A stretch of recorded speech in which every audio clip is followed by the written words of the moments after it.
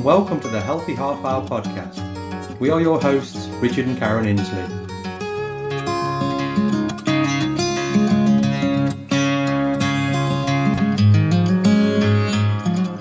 The Healthy Half Hour podcast is your resource for all things healthy, and we will be discussing how to make nutrition, fitness and lifestyle choices work for you. We will be sharing our own personal insights along with research gathered from working in the health and fitness industry for the past 10 years.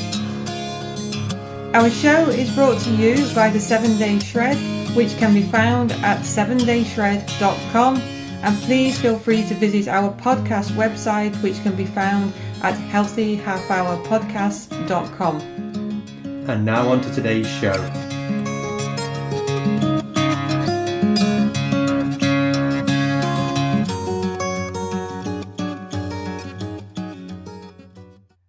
Karen and Richard are here again, and as we promised in the last podcast, this one we're going to be covering New Year's resolutions and goal settings, and you have to bear with us if we may come across a little bit off track. We've just literally come back from a 2-week trip to the UK, so we're both a little bit jet lagged and just trying to catch up on things, but we wanted to really get this podcast out to you. And when it comes to New Year's resolutions especially, everybody uses the 1st of January as that, this is when I'm going to start making more changes to my health, my nutrition, my diet, my fitness. And fortunately, at least everybody's going to be on track this year, because we all know that diets can't start on any day except a Monday, and luckily 1st of January is a Monday this year. Bonus. So why do people use the 1st of January, or I'm going to start on a Monday? From research we've looked at, the reason comes down to hyperbolic discounting. Ooh, that sounds technical. It's a long name, but the researchers have looked at why people don't start, like Karen says, till Monday or New Year's. Because the main reason is we don't put as much value on things in the future as we do in the present. So what that means is that they did studies with students, and they said to a student, we'll give you $50 right now, or in 2 months' time we'll give you $100. So what the students, a lot of them basically just took the $50, because the $50 right now has way more value than what the $100 did in 2 months' time. So how that kind of pans out with diet and exercise is, I'm going to start on January the 1st. It's December the 5th now, or 6th or 7th or whatever it may be. And you look at January the 1st as things are going to be easier. They're not. They're just going to be exactly what they are. But you need to get Christmas out of the way. You need to get gift buying out of the way. But as soon as January the 1st comes round, you're back to work. You've got all these things. You've got kids back to school. You've got these projects. So the amount of things that are on your plate don't necessarily change in that time in the future. But in your brain, or in humans' brains, not just you, but everybody, we actually look at things in the future as they have less value what they do now. It's like, I'm going to start a diet on Monday, so I'm going to have these donuts on Friday, because on Monday I'll be able to resist donuts. Because in the future, that's what you think will happen. When really, Monday, you've been exactly the same as you were on Friday. So there's actually no good day to start doing a new exercise plan, a new diet plan, or whatever. Obviously, if you've got something that's really, really mounting up right in front of you, maybe you've got a sick parent or your child's in hospital or something, those days aren't good. But just a random day where nothing's really different to any other day, it's going to be just as easy to start that day as what it is on January the 1st or Monday. And in our last podcast, hopefully we gave you some strategies that you would be able to implement over the holiday period, because again, that hyperbolic discounting that Richard just mentioned, I say you think, all the Christmas period, and I'll use the 1st of January. But we did mention, I think, in the last podcast, saying that here's some strategies so that when you get to the 1st of January, if you know that that is the day that'll work for you, that you've not ended up 15 pounds heavier than you were at the beginning of January, and you've not got more work to do on the 1st of January. And strategies and protocols have got to be sustainable. You've got to have consistency, and you don't want to be getting to the 1st of January and having to reverse like a month of Christmas gluttony. And like I said, but people barter that off. I can eat it now and then get rid of it on the 1st of Jan. Not if you like, even say you had £100 to lose and now you've got 20 £20 more. Well, that was a good Christmas if you hit 15 and 20. Some people do. It's amazing how people can rack up those pounds from that Christmas gluttony. But you actually wanted to touch on a New Year's resolution that you made back in, can't remember when it was 98, wasn't it? Yeah, 1998. Yeah, actually, I've just done a blog post on this on my website, rpefitnessinc.com. And really, this is what kind of got me into health, diet, fitness, exercise, the whole 9 yards. And I was working for a company in the UK, and they were offering places in the London Marathon.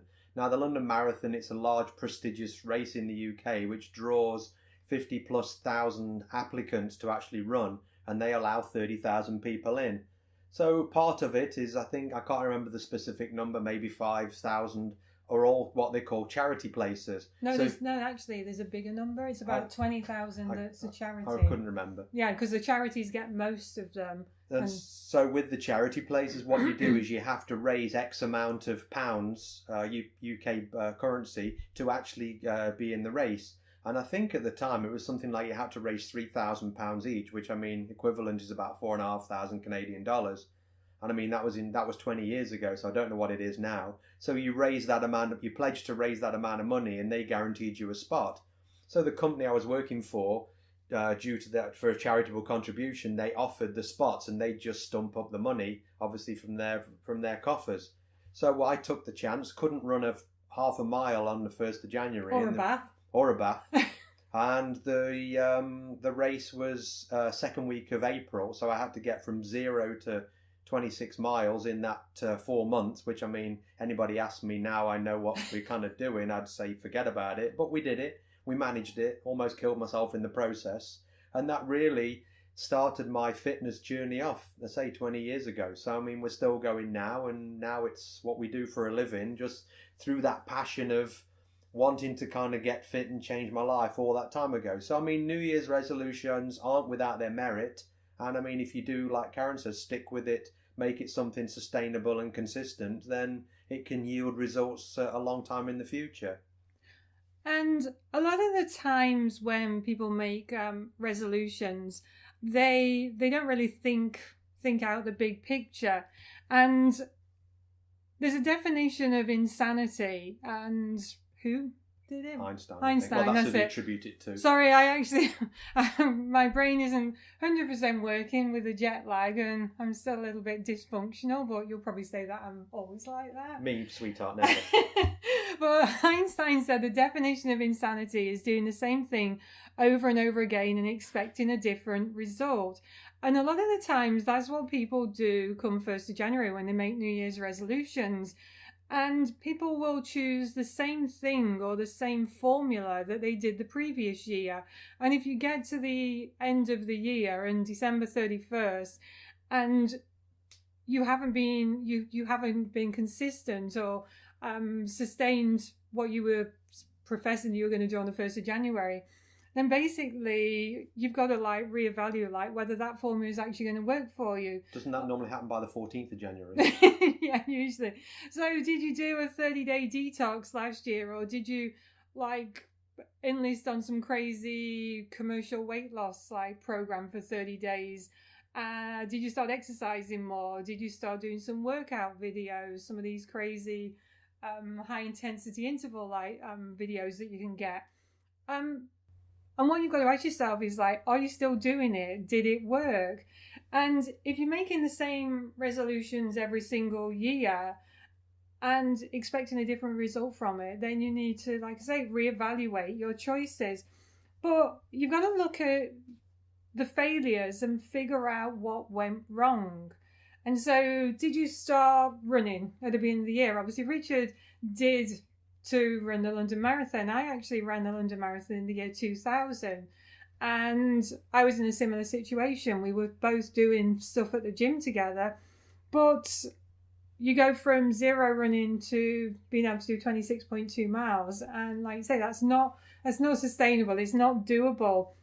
And if we hadn't have had the marathon to actually be that goal and motivator, then we would have given up. But people do start running and they give up because you either don't like running or it's not giving you the results. Because a lot of people think, oh, I'll go running because I want to lose weight, and it doesn't work, does it? Not generally not. No, a lot of people that start running. Again, there's a lot of reasons why, and I know we've touched on it on previous podcasts and mentioned that I do this talk for the running room on the same subject. Is really, again, people they go running thinking, oh, I'm going to burn a load of calories, but a lot of other different things happen in the body metabolically, and again, your energy levels and everything, and it's a very fine line between having enough energy and also being in a slight caloric deficit to actually lose that weight. And so, as I said, you've got to look at your failures and figure out what went wrong. So if you started running, but then you gave it up because you didn't really like running, then don't just give up completely. Go, okay, well, let me try lifting some weights, maybe using a personal trainer or going to a fitness class. So don't think the formula or the format you pick on the 1st of January or whenever you want to set a goal. Think of it as a failure, but don't think of that as like necessarily bad. If you can evaluate and figure out why you did fail at it. And failure is always that word of people think, oh, failure, so they stop. When really all failure was just a lesson you learned. Okay, this didn't work, let's try something new. And I know it was the invention of the light bulb, and I think when they said the inventor of the light bulb said he made 1999 light bulbs before he made the one that worked. Like he said, he learned 1999 times how not to do it until he actually got to the point of actually making the bulb that did work. And again, one of the other things to consider, a lot of people start calorie counting and find that they don't like doing that and it didn't work for them. So instead of calorie counting, why not look at cleaning up the diet using a formula such as paleo or maybe the Mediterranean diet, something that doesn't involve counting calories but basically involves cleaning up the diet and just removing some of the junk foods, because calorie counting is the worst thing ever. And Richard and I were talking earlier today about meal plans, and I always make people laugh when I do nutrition presentations in companies, and I say to them, I'm a holistic nutritionist, but I don't do meal plans. And people look at me and go, well, if you're a nutritionist, then what do you do? And I always say to them that I give my clients and audiences strategies, because we've touched on this in previous podcasts, that a meal plan's one of the worst things that you can give to somebody, because that's one of those things that isn't really that sustainable and it's too regimented a lot of the times. Yeah, and her meal plan that worked for the trainer or whoever doesn't necessarily work for you. You pull one out of Oxygen magazine and yeah, it worked great for the person that wrote it. And I mean, there's a general guideline to tend to follow with meal plans. And again, following a meal plan that works for you. Nobody likes all the same foods. Some people hate avocados. Some people love avocados. But just trying to be on a... And we don't work with people who don't like avocados. No, we just exercise them. Yeah. So with that, I mean, look at the macros. So when we say macros, it's carbs, fats, proteins. Look at what works for you. I mean, maybe a 40-30-30 might work for you if you're doing like running and stuff. Because again, you need that 40% carbs. Not all carbs, like we've said before, are created equal. So not necessarily starchy carbs, but other different sorts of carbs can help you. Adding some starches in there, but clean starches like potatoes and things like that can really help too. So building your own meal plan really is a good idea for another podcast. And B, it's something that's individual to you. You learn something. So, I mean, if somebody puts a meal plan together and gives it to you, and it kind of works for a while, what do you do at the end? You didn't know how it worked. You just know that it did work. And so if things you understand how they work, you can then adjust them and then make things that work for you because you understand the principle and the basics of how it actually is put together. And I'm glad you just mentioned that. Oh, you're welcome. like you say, like, what do you do at the end of it? We would start boot camps and say to the clients, like, oh, I want you to buy some hand weights. And then they say, well, at the end of the 4 weeks of boot camp, what do I do with the hand weights? And we say, well, you keep using them. And it's not rocket science. Yeah, so whether it's with us or whether it's at home with a buddy. But again, going to the 1st of January, like commercial weight loss companies are saturating like the TV and the internet and Facebook right now. Oh yeah, like do our 30, 60, 90-day shakes and you'll lose X amount of weight. And to be honest, like these meal replacement programs and commercial weight loss products and these shakes, it is the same. Like, what do you do at the end of it? Because they're giving you a restricted calorie like diet. It's a liquid like diet, and we have mentioned about like liquid diets actually cause weight gain, not actually weight loss. But again, you've got to look at what do you do at the end of it. You want something that's sustainable, like long term. Because again, what you were doing previously got you to where you were. So having shakes 3 times a day for a month and then losing weight is great, but if then you go back to exactly what you were doing before, because again, you've not learned anything. There's no strategy. There's no plan to actually get you out of that. So you just, all you do is you go back and you put weight back on again. More often than not, you'll eat more because you've been starved for the last 30 days. And again, sustainability and consistency is one thing they don't promote, because unless you want to buy their shapes for the rest of your days, you're pretty much caught in a loop. And that's what they want you to do. They actually want you to fail, because if you were successful and you lost £100 and kept it off, you're not going to go back and buy their products again, because you're going to go, great, I've spent, and I was just doing some research earlier about some of the expense, like of how much these products cost, and I'm like, seriously? So one thing again, so you need strategies like Karen was saying, but also we need to set goals. And one of the first things, again, when you're doing like training to be a personal trainer or in nutrition, is we all do lots of goal setting. As soon as I mention goal setting, a lot of people just roll their eyes. Oh, why do I need a goal? Well, it's basically they just keep going on about this because that's how humans work. We are goal-orientated species. We do very well on having goals. So, I mean, people kind of roll their eyes and look at you and say, well, like what? Well, you've got a mortgage, say. So you need to pay your mortgage. So your goal is to get money. So you go you go to work. You go to work to earn money to pay your mortgage. And again, it's just human nature that is the carrot that's dangled in front of you. So we just tend to follow carrots.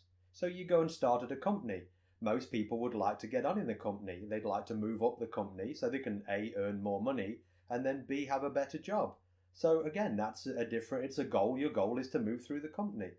A lot of the times the goal is to have a comfortable life. So again, moving through the company, getting extra money, maybe a nicer car or whatever. So again, all these goals, go on a hot holiday somewhere, or go visit some places. And again, it's all goals that you've got, and a lot of them are money driven.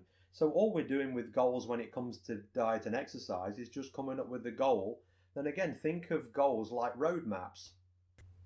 And when it comes to goal settings, I was reading something not long ago about you need to have that goal, because if you don't know where you're going, then any road will get you there. And this is something that the Cheshire Cat said in Alice in Wonderland. So you do need to know what that end goal is going to be, whether it's weight loss or money or career or whatever. So yeah, if you don't know where you're going, then any road will get you there. And think of goals and goal setting as like a roadmap or like Google Maps on your phone. So you want to go somewhere. So what do? You just type in the place you want to go to, and Google Maps, or you look on a map, and they'll actually give you a destination at the end of it. And all goal planning is just that roadmap of how to get you there.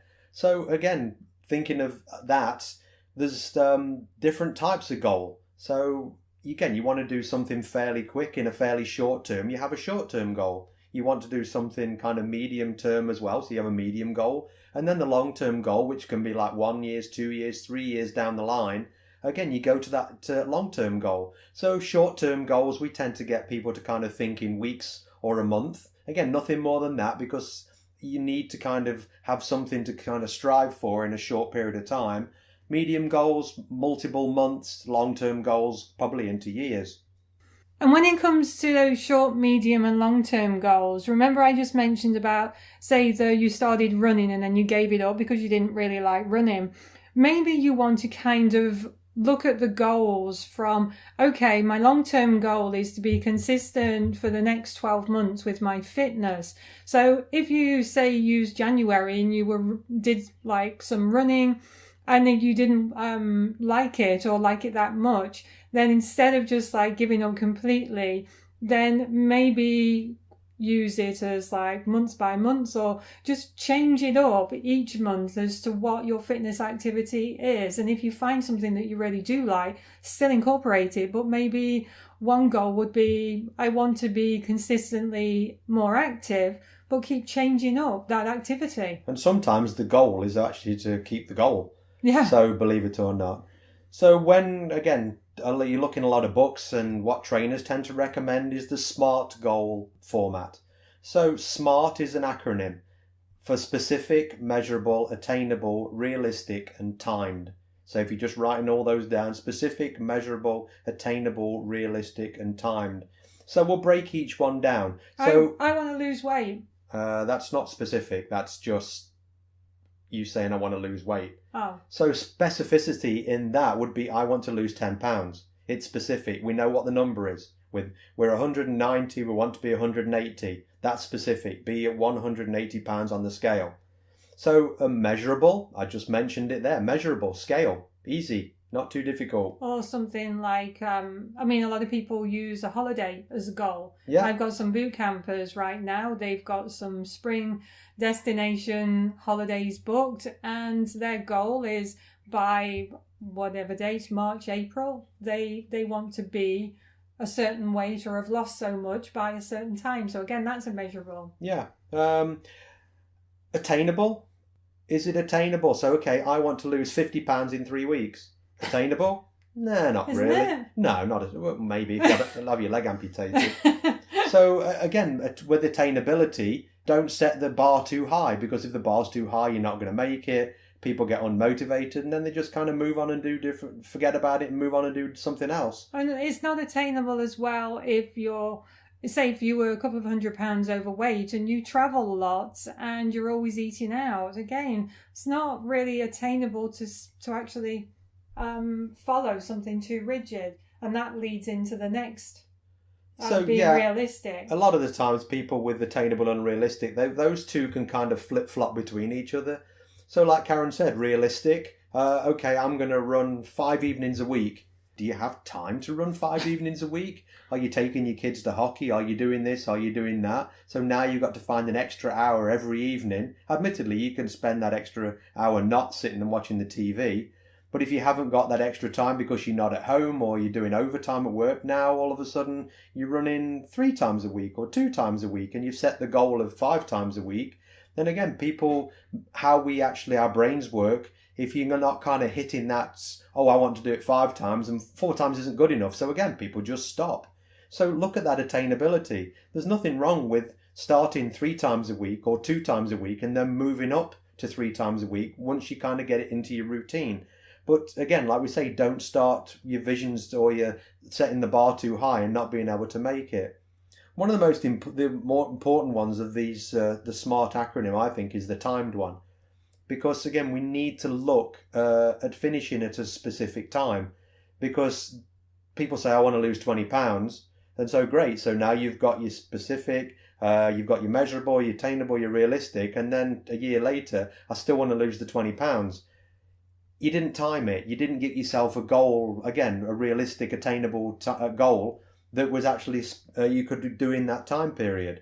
And also with the timed aspect, well, the whole SMART goal acronym is going back to the insanity. And as Richard just said, did you strive to lose 20 pounds the 1st of January, like 2017, and you still haven't lost it? Then the formula that you've been using, or maybe that timed duration, just didn't work for you. Yeah, I've got clients, one of them specifically, they set their goal of cycling 2,000 Ks a year. They just track it through the year. So it is a long-term goal. And things come and go and different things happen in their lives, but then again, they chip off those kilometers every week, and they do the cycling out again with the weather we're having. They'll do it indoors on a trainer or outside, or they'll cycle to work. So again, it not necessarily has to be weight loss. There's certain fitness goals that can actually keep you going as well, and sometimes weight loss can just be a side product of it. And one of the things with regard to New Year's resolutions and goals is sometimes you need some motivation or some external support. And not long ago, a few months back, Richard started working out on a Friday with a buddy, a neighbour of ours, and then I started working out on a Thursday morning with a girlfriend of mine.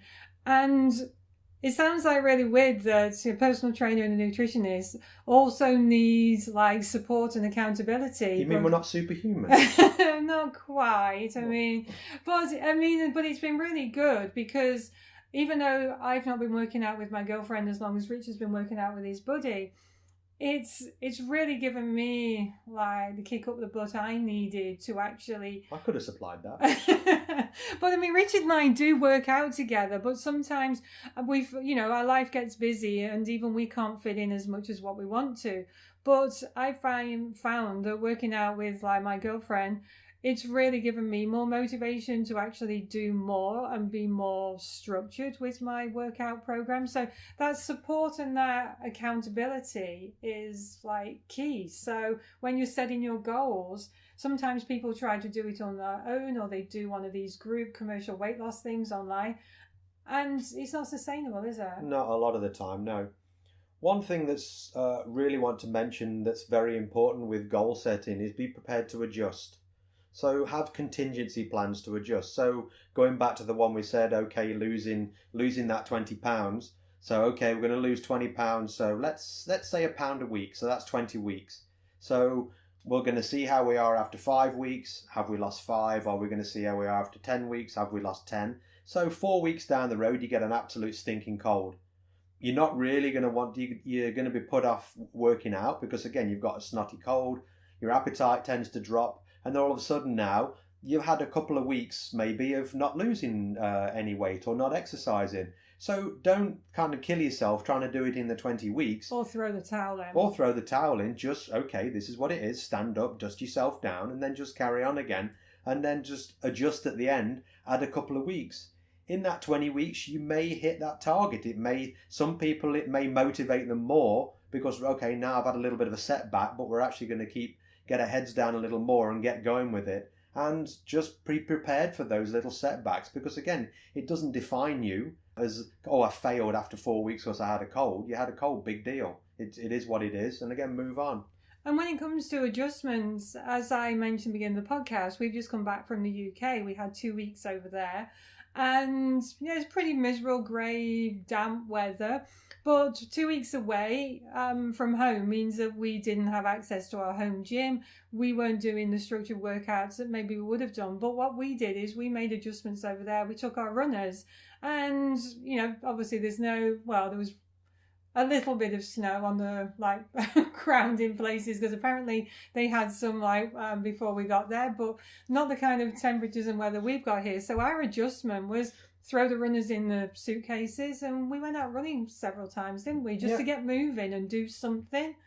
Just found a little, just over 3k loop.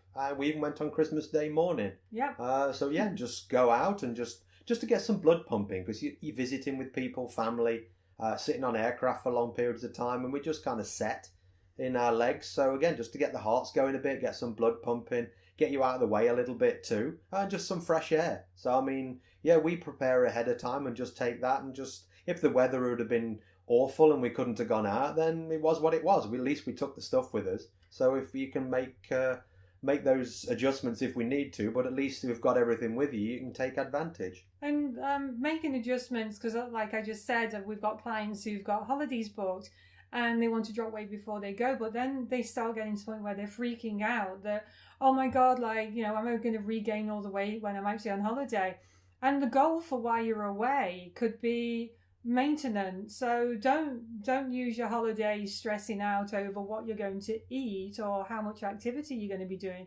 Just set a goal of like maintaining your current weight for when you get back, and then get back on track again. And make sure whatever goal you set, again, it's something that you can get into and get enjoyable.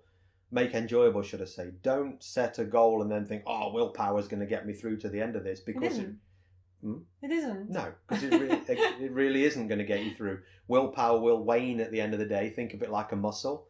You're doing a bicep curl. You're going to do so many bicep curls before your arm's super tired and you stop. And willpower's the same thing. So again, find a workout buddy. Do something that you like to do and make a SMART goal. Make a SMART goal short term. Make a SMART goal medium term. Make a long term SMART goal. Be prepared to adjust. But again, use those SMART goals as a roadmap, and hopefully this year, 2018, will be your year to succeed like mine was in 1998. And yeah, when it comes to setting goals, and if you have said, oh, crazy routine that we did was, it was actually my suggestion of doing 50 burpees a day for 30 days. And to be honest, like due to health issues, I couldn't get to the end of the 30 days, and it was what it was. But if you set yourself a goal and you find that you don't like it or it's not enjoyable, then as Richard said, like make an adjustment and don't give up. Just kind of go, okay, this seemed like a good idea at the time. It's not, and it's not a failure. It's just you're going to reevaluate and make an adjustment and do something else. Yeah, there's no law against changing your mind as long as you keep going again. And consistency is always the key. Yeah, just keeping moving, just keeping the nutrition habits like consistent. And if you go off track or you can't do something a particular day, don't beat yourself up, don't throw the towel in, and then just like say maintenance and keep moving forward. So that's all we have time for this week, and hopefully we've given you some ideas on New Year's resolutions, goal setting, and everything else we babbled on about. The next podcast will be listener questions. We've had a few through on email, so we're going to tackle those. Some people have been waiting a little while for us to answer them. So we've got enough now to make a program. So we will set those out next time and get going with that. So Happy New Year from us too, and we'll see you in 2018. That's all we have time for right now, but we do hope that you join us for our next show. And if you want to contribute to an upcoming show by suggesting a topic that you would like us to discuss in more detail, then hop over to our website, healthyhalfhourpodcast.com, subscribe to our podcast and submit your suggestions. The Healthy Half Hour Podcast was brought to you by the 7 Day Shred, and don't forget to share our details with your friends and review our show. Until next time, thanks for listening.